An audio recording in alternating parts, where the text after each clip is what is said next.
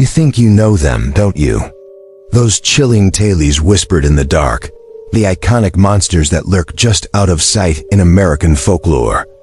Alligators in the sewers, winged creatures foretelling doom, impossible games that mess with your head, and the silent, concrete graves of workers long forgotten. These are the legends stuck deep in our minds. But what if I told you that the stories you've heard, the ones that give you goosebumps or make you stare in disbelief, aren't just false, but they're a carefully crafted cover.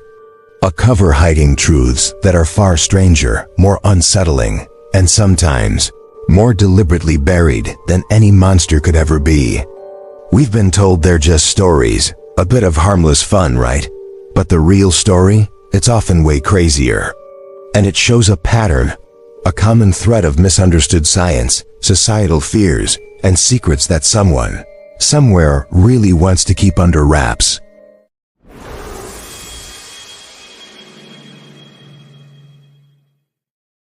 The alligators in the New York sewers, from reptilian terror to urban neglect.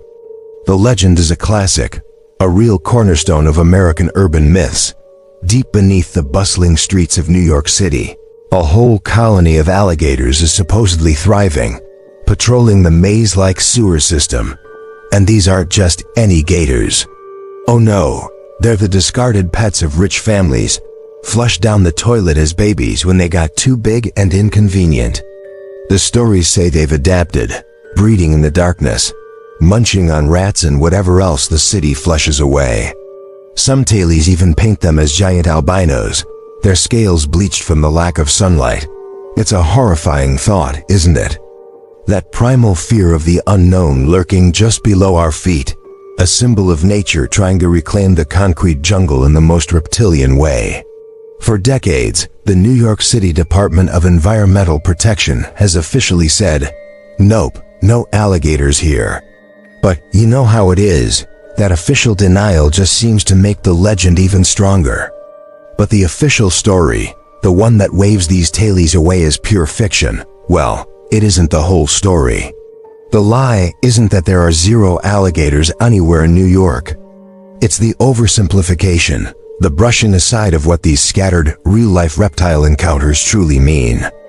The truth is, alligators have been found in and around New York City, not as some thriving sewer-dwelling society, but as isolated, often pretty tragic incidents. Way back in 1932, newspapers were reporting gators in the Bronx River. The most famous incident, and probably the one that really kicked this whole thing off, happened in February 1935. A bunch of teenagers in Harlem found an alligator, supposedly 7 or 8 feet long, in a snow-filled manhole. They managed to drag it out, but the poor thing was already sick and didn't last long. This wasn't some mythical beast from the deep. It was a real animal, way out of its element and clearly suffering. More recently, like in 2010 when an 18-inch alligator was found near an overflowing storm drain in Queens, or another one rescued from Prospect Park Lake in Brooklyn. These sightings just confirm that these reptiles do pop up in the urban sprawl now and then. Remember Godzilla? An emaciated female alligator rescued from Prospect Park and taken to the Bronx Zoo for help. So where did they come from? The legend actually gets this part mostly right: the pet trade. Wealthy families vacationing down south, especially in Florida, would sometimes bring back baby alligators as exotic souvenirs. When these pets got too big, too expensive, or too dangerous, some were indeed let go into local waterways or, yes, maybe even flushed. This isn't some monstrous conspiracy. It's a story of irresponsible pet ownership and people just not understanding these animals. The Crazier real story isn't about an organized reptilian underworld. It's about the surprising and often brutal way human whims and animal survival collide. Could an alligator really survive in a New York City sewer for long? Experts pretty much agree, no. The cold temperatures, especially in winter, the lack of decent food, nasty water, and no sunlight make it an incredibly tough place for a cold-blooded reptile used to warm, humid spots. Sure, sewers can be warmer than the outside air, and alligators are tough, but a sustainable breeding population? Highly unlikely. The real buried secret here isn't a monstrous one. It's about us, as a society. The occasional alligator turning up isn't proof of a hidden ecosystem, but a periodic, sharp reminder of human carelessness and the fallout from the exotic pet trade. The city's quick denials, while factually tackling the sewer colony myth, maybe unintentionally downplay these individual cases. While not a public safety crisis, they do shine a light on animal welfare and our responsibilities to the environment. The legend sticks around, not because there's tons of proof of sewer monsters, but because it taps into our anxieties about those hidden, uncontrolled spaces in our own cities, and perhaps a bit of collective guilt over discarded responsibilities. The truth is less about beasts under the streets and more about the strange, sad reality of displaced wildlife, a direct result of human action someone would rather we didn't look at too closely. The lie was making us think it was just a silly story, when the scattered truths actually point to a pattern of neglect and the uncomfortable reality of what happens when exotic pets become inconvenient. The Mothman of Point Pleasant, mass hysteria or misidentified messenger. Between November 1966 and December 1967, the small town of Point Pleasant, West Virginia, was gripped by a terror unlike anything it had known. The legend of the Mothman kicked off with some seriously chilling eyewitness accounts. A large, man-sized creature, with a wingspan supposedly 10 feet across, hypnotic, glowing red eyes, and it could fly fast and silent. It was often spotted near the TNT area, a place with old World War II munitions plants, a detail that later fueled a lot of theories. The first newspaper report, in the Point Pleasant Register on November 16, 1966, with the headline, "Couple see man-sized bird ... creature." Something shot these local sightings into the national spotlight. The official story, or at least the most common skeptical take, is that Mothman was just a big misunderstanding. People probably saw large birds, like a sandhill crane, which can be as tall as a man and has reddish marks around its eyes, or maybe even a big owl, like a barred owl whose eyes can reflect red in headlights. Some suggested these birds might have been lost or just looked bigger and scarier in the dim light, especially when people were already freaked out. But this explanation, while it might work for some sightings, doesn't quite satisfy everyone who experienced it, or those who look at the sheer number and consistency of the reports. The lie, in this case, isn't necessarily some deliberate cover-up by the authorities, but maybe an oversimplification, a rush to debunk something that had become deeply tangled up with the community's anxieties and, tragically, a devastating real-world event. Digging into the Mothman sightings reveals a time of intense local fear and some really unusual stuff happening beyond just the creature itself. Paranormal researcher John Keel, in his famous book The Mothman Prophecies, didn't just document the creature sightings.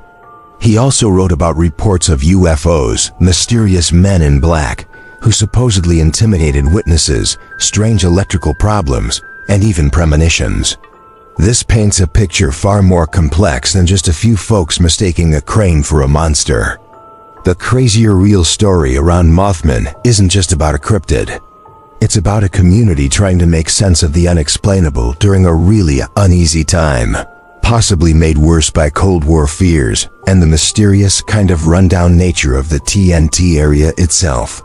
Those glowing red eyes, reported so consistently, are harder to just brush off than the creature's size. While red-eye effect from light is a thing, some witnesses said the glow was coming from the eyes, even in low light or during the day. The critical turning point, the event that forever burned Mothman into American legend, was the tragic collapse of the Silver Bridge on December 15, 1967. This disaster, which killed 46 people, happened just over a year after the first Mothman sightings started. In the aftermath, some locals and researchers like Keel connected the Mothman sightings to the bridge collapse, suggesting the creature was either a warning of doom or somehow linked to it. People reported seeing Mothman near the bridge in the weeks leading up to the collapse, and even moments before. This is where the misunderstood science or buried secret part gets a bit more speculative and maybe more unsettling. Could the Mothman phenomenon have been a case of mass hysteria, as some psychologists think? That's where shared anxiety and people influencing each other lead to collective illusions. It's a scientific explanation that doesn't need a physical monster, but still acknowledges the very real psychological stress of a community. Or were there environmental factors at play? The TNT area, being a former munitions site, could have had lingering chemical contamination. Could this have affected local wildlife, making them look or act weird, or even subtly messing with human perception in some unknown way? Some theories even propose the creature was a mutant bird, deformed by chemicals from the TNT site. The buried secret might not be some monster deliberately covered up, but rather the complex mix of genuine, unsettling experiences, psychological weirdness, and maybe even unacknowledged environmental worries that were just easier to dismiss as folklore than to investigate properly. The official cause of the Silver Bridge collapse was a tiny stress crack in an eye-bar, a mechanical failure. Yet, for many in Point Pleasant, Mothman remains tied to it, a symbol of warning or a messenger. The legend lives on because it wraps up a community's trauma and its search for meaning when faced with tragedy and things they just couldn't explain. The lie was perhaps trying to boil down a deeply complex and frightening series of events to a simple case of mistaken identity, and in doing so, overshadowing the profound psychological impact and the lingering, unanswered questions that still haunt Point Pleasant. The real story is crazier because it's not just about a potential cryptid, but about the very fabric of a community's reality being stretched to its absolute limit. The whispering sands of the Mojave Desert, phantoms or forgotten frequencies. The legend paints a chilling picture, a remote, specific expanse of the Mojave Desert where the very sands are said to whisper. Some tales claim they murmur prophecies, others the desperate cries of lost travelers, luring unsuspecting victims deeper into the desolate wastes, towards madness or their doom. These whispers are often accompanied by sightings of strange, ethereal lights or unsettlingly real mirages that dance on the horizon.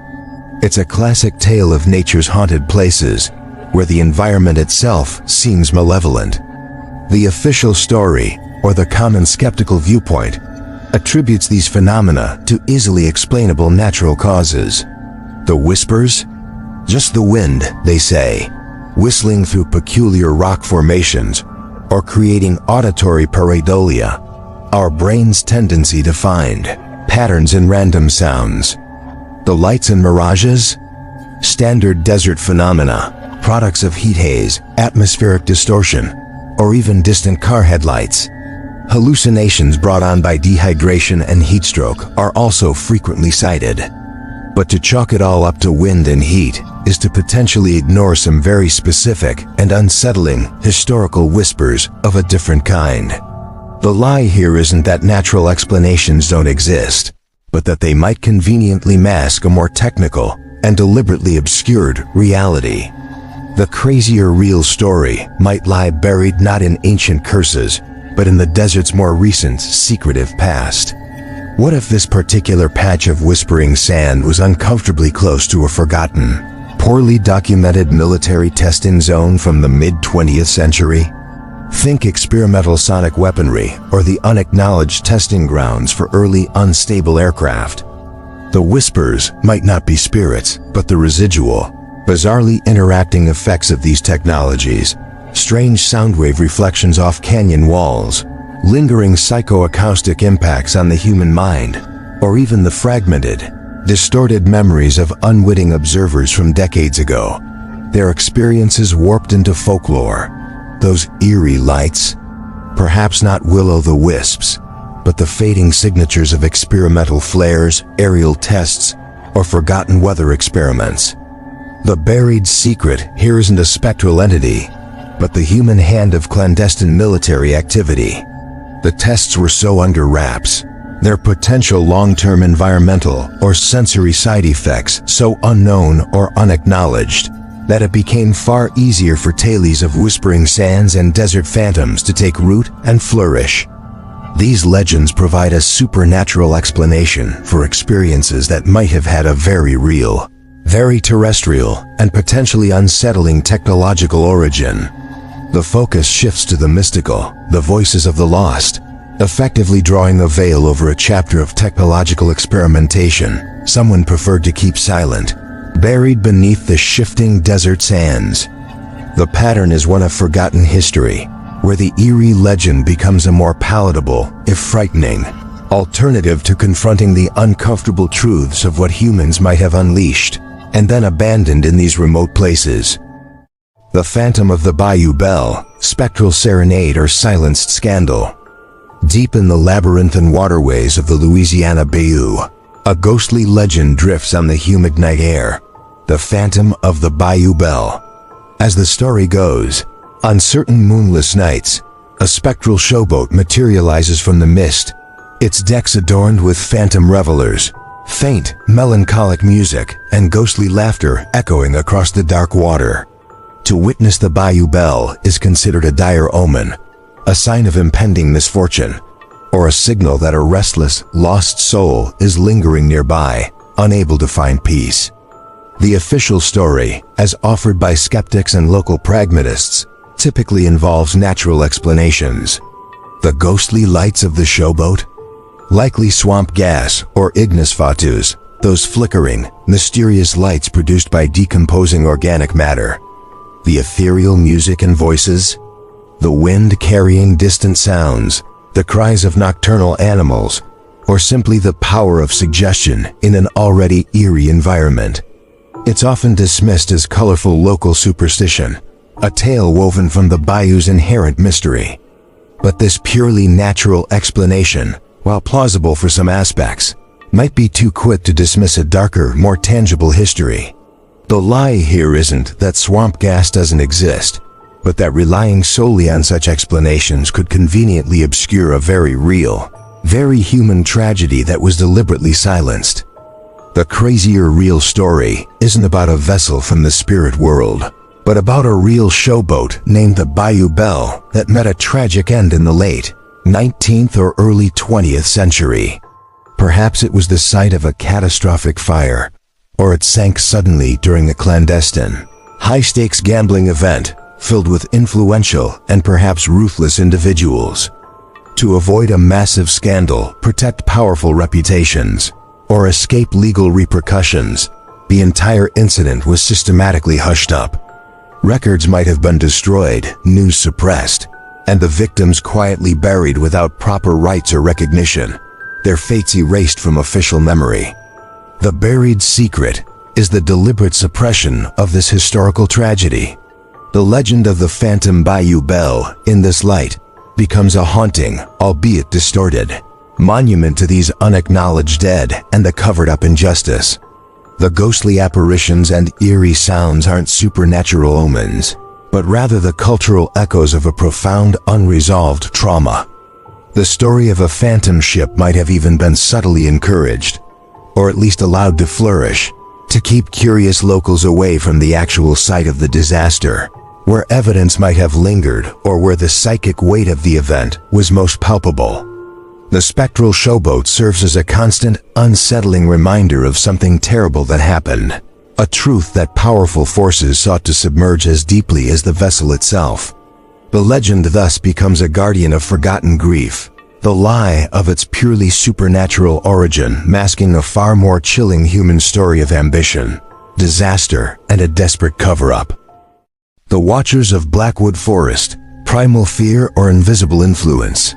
Venture into the depths of the Blackwood Forest, a name that itself conjures images of ancient, shadowy woodlands, and you might hear whispers of the Watchers.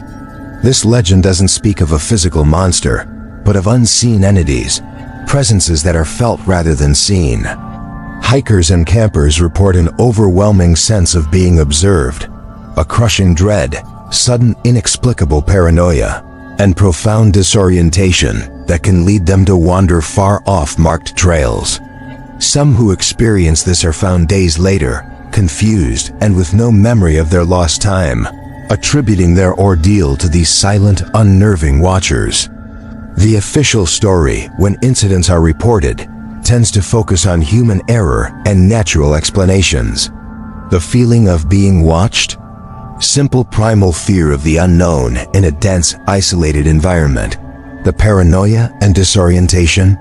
The effects of solitude, anxiety, or perhaps a lack of wilderness survival skills. People getting lost is attributed to straying from paths or underestimating the forest's challenges. The Watchers are often dismissed as a personification of these natural anxieties. But dismissing these consistent, often terrifying, accounts as mere nervousness might be an oversimplification. The lie here isn't that people don't get scared or lost in forests, but that this explanation conveniently overlooks the possibility of unusual, localized environmental factors that could profoundly affect human perception and cognition. The crazier real story might not involve ethereal entities, but rather the very ground beneath the trees. What if the Blackwood Forest area possesses unique, naturally occurring geological or atmospheric conditions? Perhaps certain rock formations in the region emit very low-frequency infrasound, sound waves below the threshold of human hearing that have been documented to cause feelings of unease, anxiety, paranoia, and even visual or auditory disturbances. Or maybe the area has significant, localized magnetic anomalies that can subtly disrupt a person's sense of direction and induce a state of confusion. The Watchers, then, are not spirits, but a human interpretation of these deeply unsettling, invisible environmental influences. The temporary disappearances and memory loss could be the result of individuals becoming profoundly disoriented and stressed by these natural, yet powerful and poorly understood, forces. The buried secret in Blackwood Forest might be the existence of these subtle, hard-to-measure environmental phenomena. It's often easier for local authorities or park services to attribute strange occurrences to individuals getting lost or succumbing to fear, rather than to acknowledge a persistent, natural, but genuinely unsettling environmental factor. Investigating such phenomena would be complex and could potentially deter visitors. The legend of the Watchers thus becomes a convenient folkloric explanation for recurring, deeply strange experiences, veiling a scientifically plausible environmental cause. The real crazy part is that the forest itself, through means we don't fully grasp, might be inadvertently watching or affecting those who enter, not with malice, but with the unseen power of natural forces. Polybius, the mind-altering arcade game that never was. Or was it? In the world of digital urban legends, few are as creepy and persistent as Polybius. The story, which mostly popped up in the early 2000s but talks about stuff happening back in 1981, describes this mysterious arcade game. It supposedly appeared in just a few arcades, often said to be in Portland, Oregon. Now this wasn't your typical Space Invaders or Pac-Man. Polybius was said to be this abstract, super intense game that had profound and disturbing effects on anyone who played it. Addiction, amnesia, insomnia, night terrors, hallucinations, even seizures. The legend also claims that shadowy men in black would show up at the arcades to collect data from the machines, which then vanished without a trace after about a month. So, was it some secret government experiment in psychological warfare or mind control, using unsuspecting gamers as lab rats? The official story here is pretty simple. There's no credible evidence that Polybius, as the legend describes it, ever actually existed. No game code has ever been found.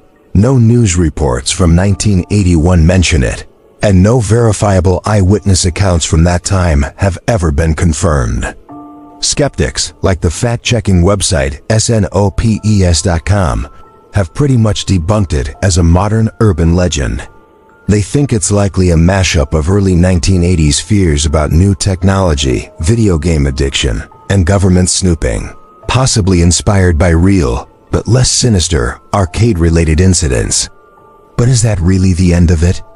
To just dismiss Polybius as just a myth is to ignore why this particular legend has such a strong hold on our imaginations, and to overlook the subtle lies of what's left out in that dismissal.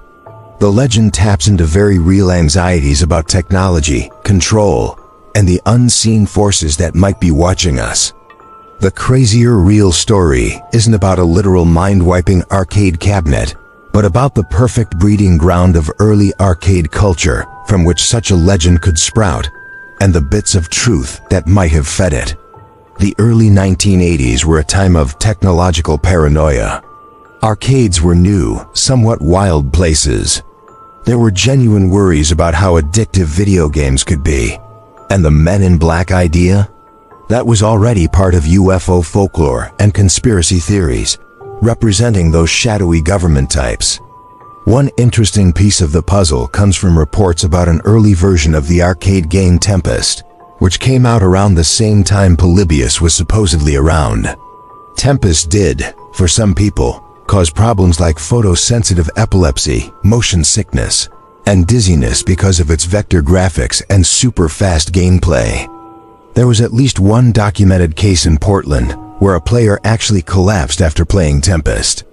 Around the same time, another player in Portland got severe stomach cramps after playing Asteroids for way too long.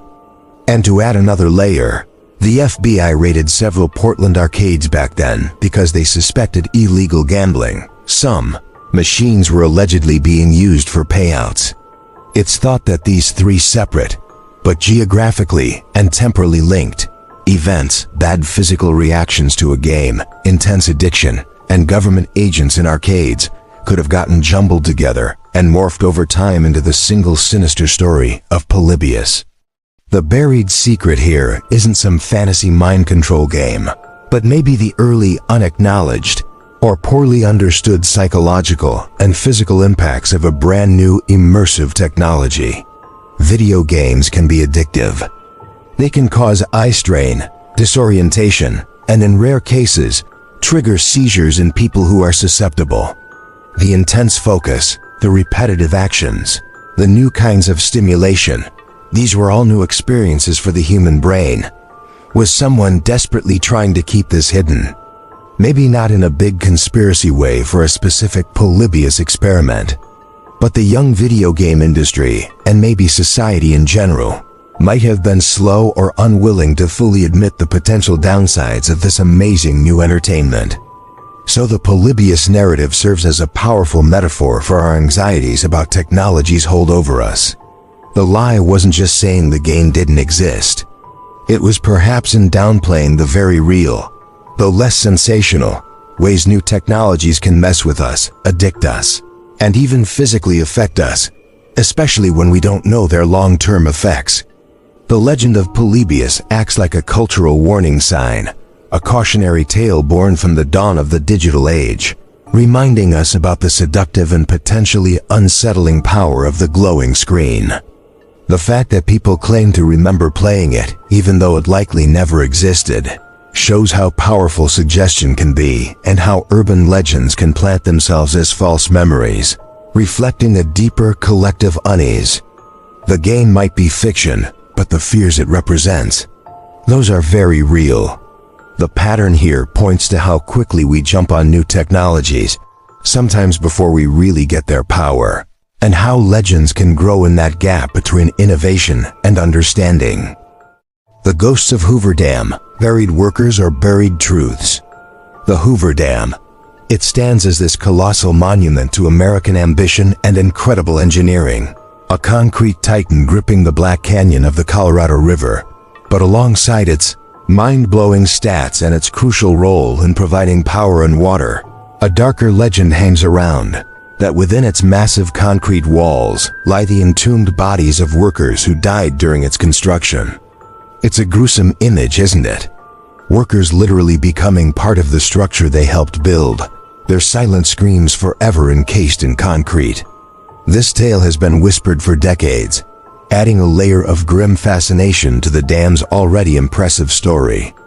The official story, which the Bureau of Reclamation and historians have stated loud and clear, again and again, is that no workers were buried alive in the concrete of Hoover Dam. The way they built it actually made that pretty much impossible. Concrete was poured in interlocking blocks, usually about 5 feet high, and in sections they could manage. Each pour only raised the level by a few inches at a time, and crews of puddlers were right there, spreading and vibrating the concrete to make sure there were no air pockets or bodies that could mess with the dam's strength. Any accident like that would have been noticed immediately and dealt with. This official debunking is spot on regarding the specific buried in concrete claim. However, the lie in the bigger story about the dam's construction might be how it downplays the true human cost and the brutal conditions those workers faced. It allows a sensational, easily disproven myth to overshadow more complex and uncomfortable truths. The Crazier real story isn't about men encased in cement, but about the very real dangers and the high number of deaths linked to building the dam. Officially, 96 men died from industrial fatalities right there at the dam site between 1931 and 1936. These deaths were caused by all sorts of hazards: falling rocks and debris, drowning, dynamite blasts, truck accidents, and falls from the canyon walls. The work was incredibly dangerous, done in scorching desert heat, often with grueling schedules during the Great Depression when jobs were scarce and men were desperate. But even that official number of 96 deaths is a bit tricky and hints at a more complicated picture. This figure specifically leaves out deaths from things like heat stroke, pneumonia, heart failure, or other illnesses, even if they were made worse or directly caused by the brutal working conditions. Some sources mention a higher number, like 112 fatalities. If you include deaths from preliminary survey work, like J.G. Tierney, who drowned in 1922, years before construction even began, and whose son, Patrick Tierney, was tragically one of the last official fatalities in 1935, or deaths of workers from causes not officially classified as industrial accidents at the site. There were also reports of workers dying from carbon monoxide poisoning in the diversion tunnels. The sheer scale and danger of the project naturally created an environment where such grim rumors could start. They used over 4.3 million cubic yards of concrete. The working conditions were extreme. The legend of entombed workers, while false, speaks to a deeper unease about the sacrifices made to build such a massive structure. It's a more sensational and perhaps morbidly romantic idea than the harsh reality of industrial accidents and sickness. Why did the buried in concrete myth become so persistent then? One possible reason, besides its ghoulish appeal, could be that people mixed it up with other dam projects. For instance, during the construction of Montana's Fort Peck Dam around the same time, a massive landslide in 1938 did tragically bury several workers, and only a few bodies were ever recovered. Stories can travel and change, and details get fuzzy over time. The buried secret, then, isn't about bodies in the concrete, but perhaps about the full extent of worker suffering and the tough conditions that were, to some extent, just an accepted part of such huge projects back then. The focus on debunking the very specific buried alive claim might, without meaning to draw attention away from the very real, officially acknowledged 96+ deaths and the countless injuries and hardships. The company, 6 companies, was responsible for safety, but the standards of that era were vastly different from today. The Hoover Dam legend highlights a pattern where a lurid, easily disproven myth can hide a more complex and troubling reality about industrial progress and its human cost. The concrete holds no bodies, but it was built with the sweat and sometimes the blood of thousands. The lie was letting the sensational myth become the main focus of dark tales, rather than the documented and arguably more heartbreaking truth of the lives lost and forever changed by its creation. The real story is crazier because it's a stark reminder of the price of progress, a truth that's perhaps harder to face than a ghostly tale of men entombed in stone. These are just a few of the legends America tells itself, and tells about itself. What all these stories show us is that the truth is almost always more complex, more shaded, and frankly, often far more unsettling than the campfire tales we've grown up with. The monsters aren't always under the bed. Sometimes they're in the historical record, in societal pressures, or in the blind spots of our own understanding. What other American legends do you think have a crazier truth hiding just beneath the surface? Let me know in the comments below. And if you want to keep digging into the unexplained and uncovering these buried truths, make sure to like this video and subscribe for more. Don't forget to hit that notification bell so you don't miss our next investigation. As we've walked through the shadowy corridors of these American legends, a clear pattern starts to show itself.